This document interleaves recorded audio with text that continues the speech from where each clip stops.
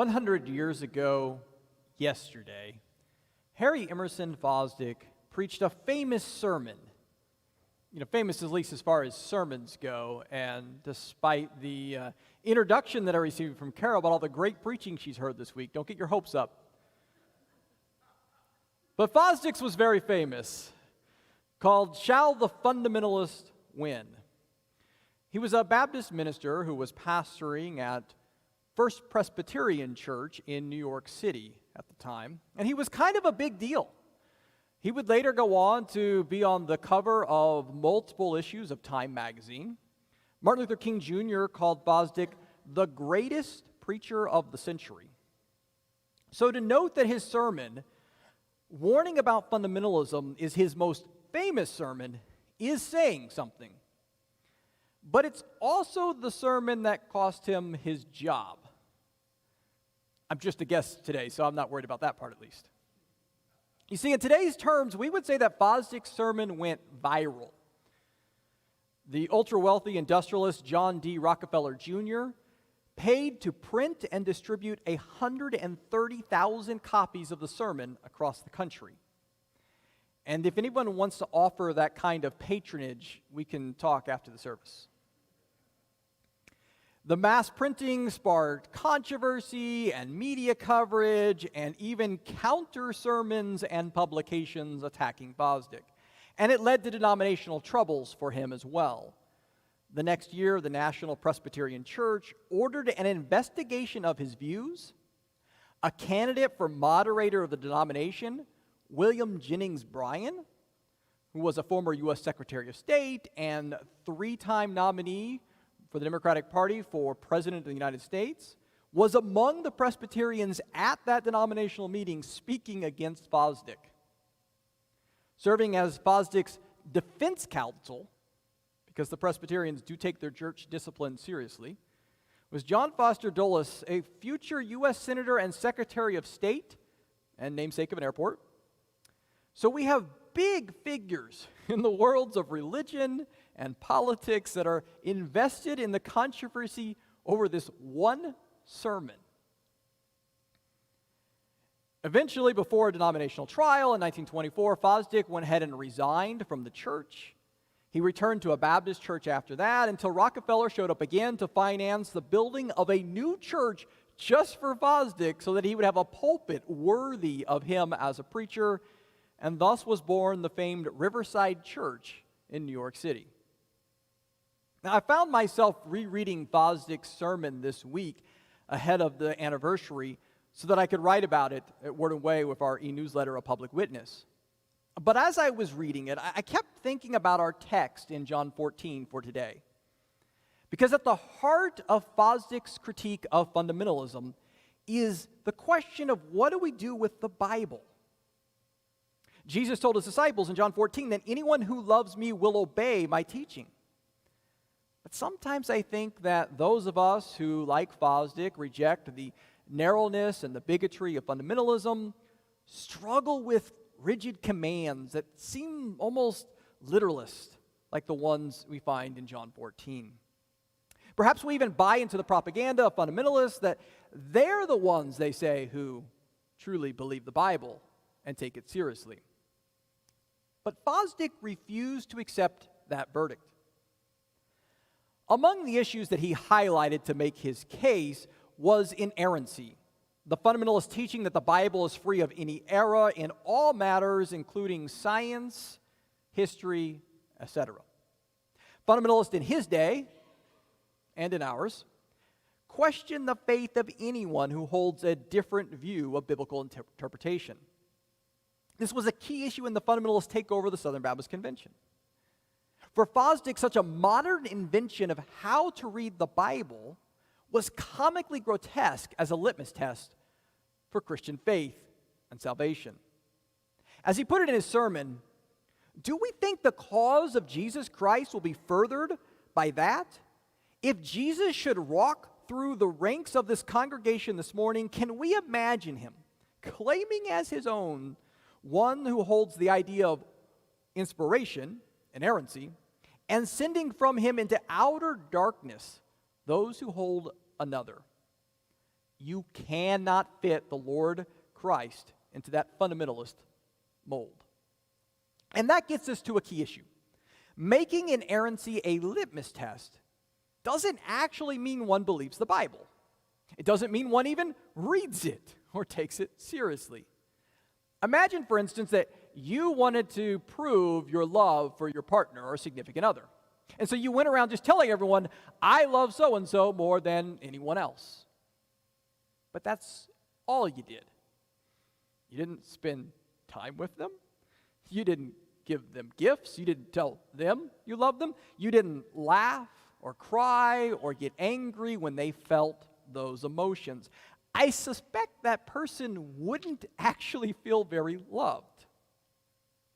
Believing the Bible is true, or that it's true in a certain way, doesn't on its own actually mean much. But I fear that those of us who reject fundamentalism sometimes too easily cede the Bible to them. Because we don't want to be seen like one of those Bible-thumping literalists. But we shouldn't throw the baby Jesus out with the bathwater.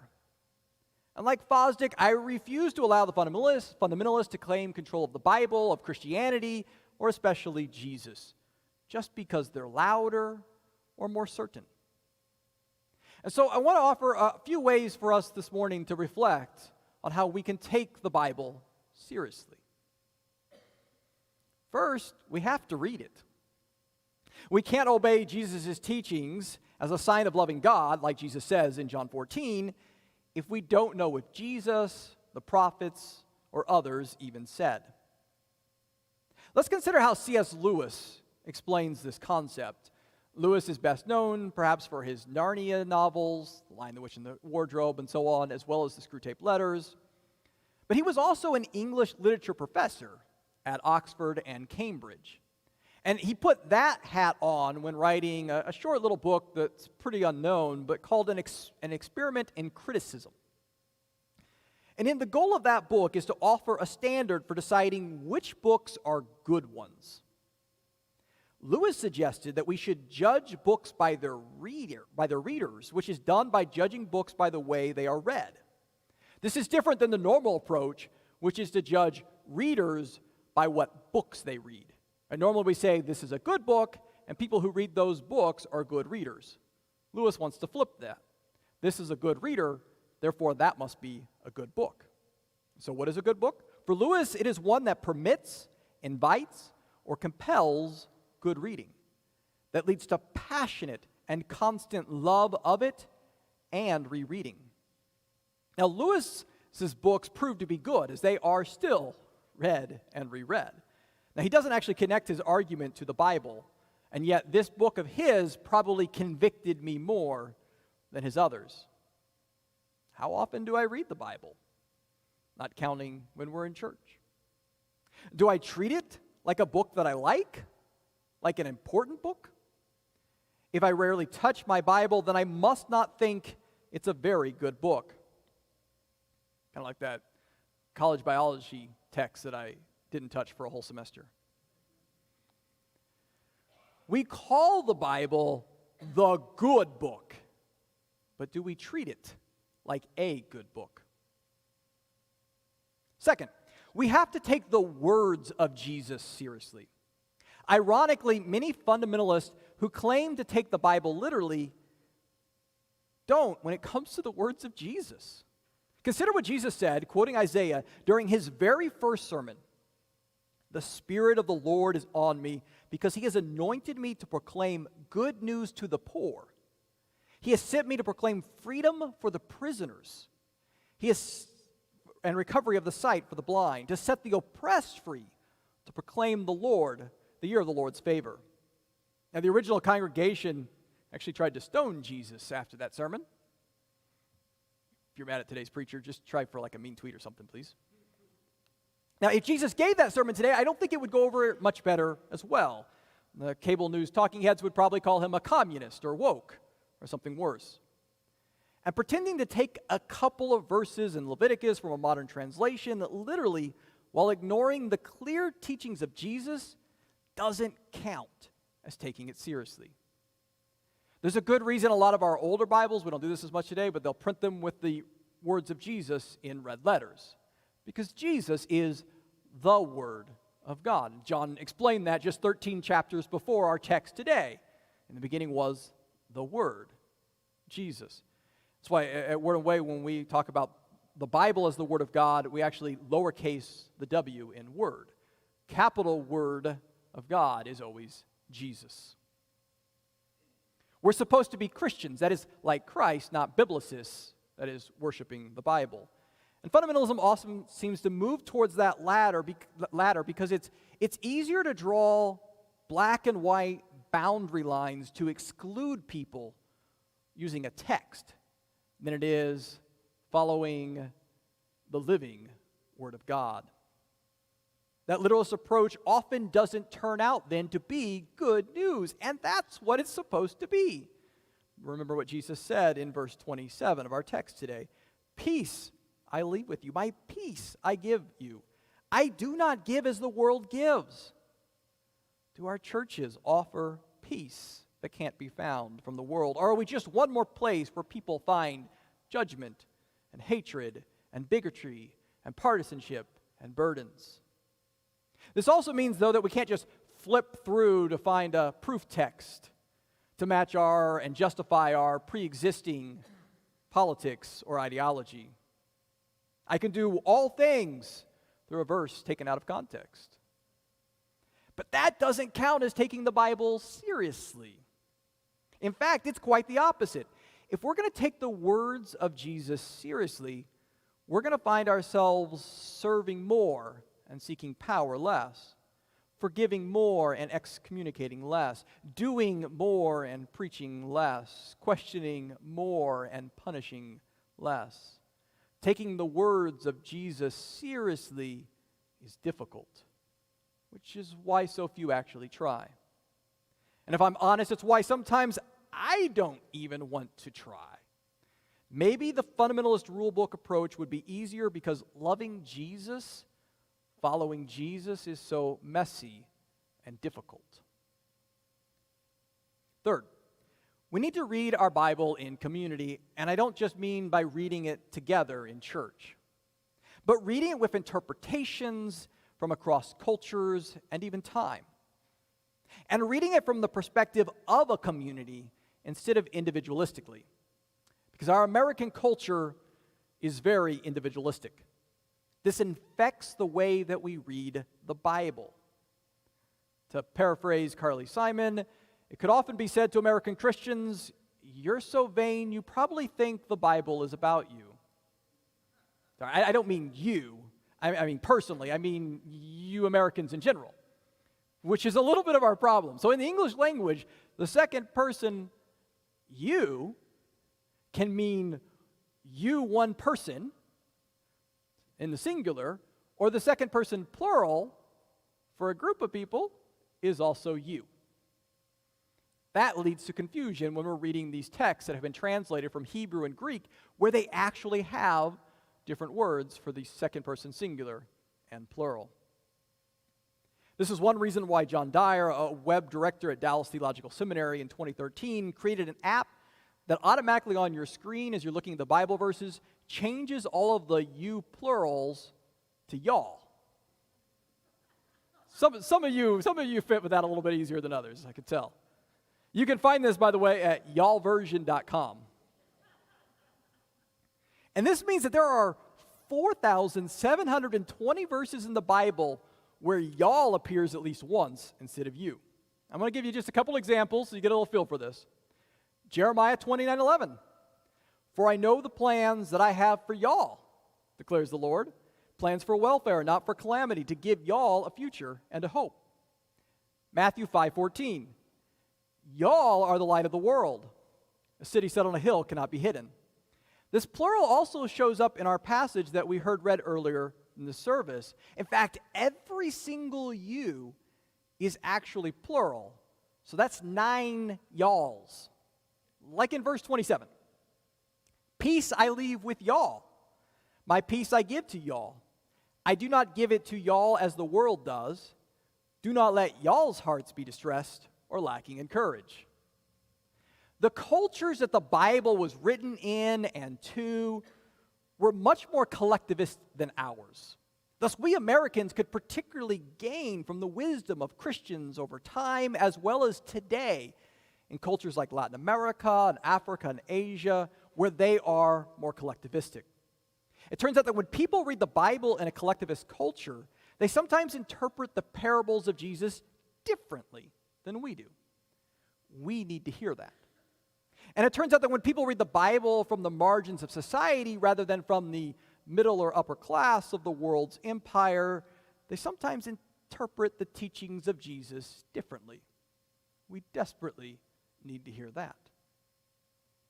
Fourth, and my final thought for today, is that we need to read the Bible with imagination. Too often these stories are left locked up as something that happened a long time ago in a land far, far away. And when that happens, it's no wonder that we have many Christians wearing "What Would Jesus Do" bracelets and not seeing what to actually do when it comes to loving the neighbor right in front of them. This is why Clarence Jordan created the Cotton Patch Gospel translation of the New Testament. Using his PhD in New Testament Greek, he didn't just change the language, which is what most translations do. He also changed the geographical and cultural context of the New Testament stories. So here, Jordan is writing in Georgia in the 1950s and 60s. And now Jesus is a white preacher in Georgia during the middle of the 20th century. Jesus is now preaching against the KKK for distorting God's message of love, criticizing political leaders in Georgia, Mississippi, and Washington, D.C., instead of Rome, for racist and unjust policies. And he's harshly condemning white Southern Protestant preachers and churchgoers as hypocrites bound for hell. Writings such as Jordan's are exactly the kind of thing that got Jesus crucified, or as he puts it, lynched. And the KKK actually tried to do that. Jordan had already been kicked out of his Baptist church for daring to bring a dark-skinned friend from India to visit for worship. And the interracial farming community that he co-founded in southwest Georgia, Koinonia Farm, found themselves in the late 50s under siege with dynamite blast and machine gun fire, often by people claiming to believe the Bible. As Jordan watched people around him, though, he said he saw the same types of people, emotions, and struggles as those in the biblical stories. And yet he feared that too many people could sit in church on Sunday, hear the messages, and then walk out and make no connection to their real lives. So this is how he explained in his translation.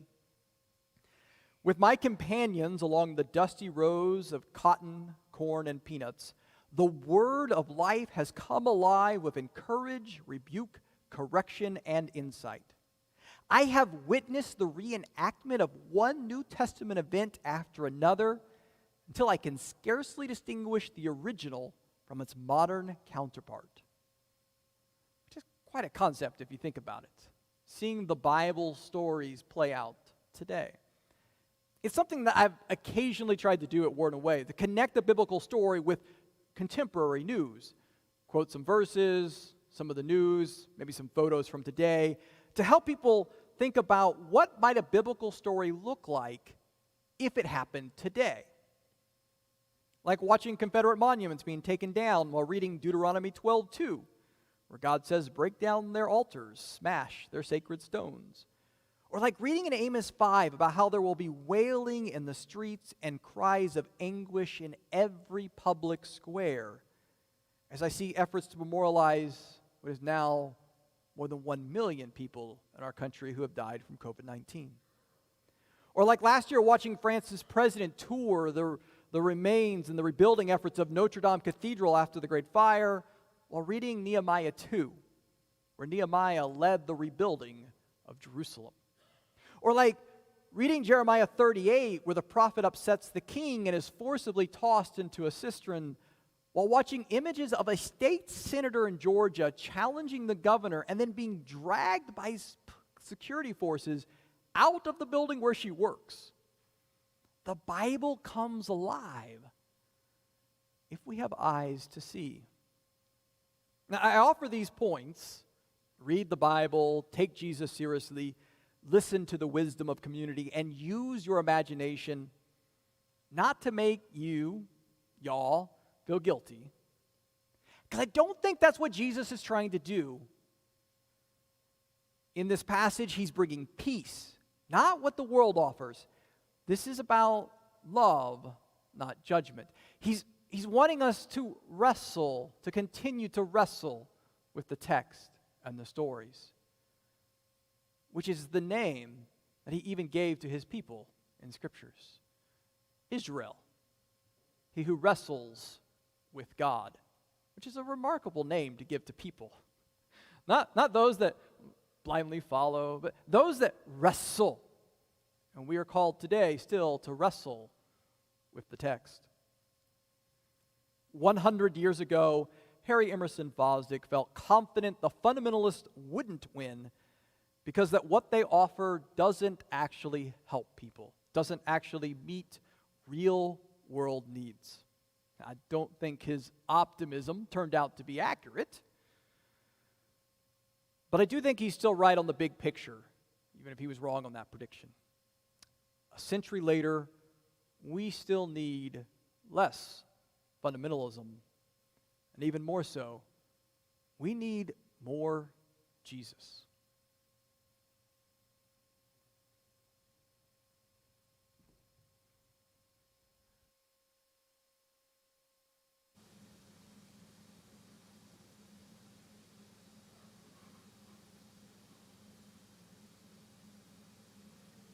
To page 51, hymn please, and standing.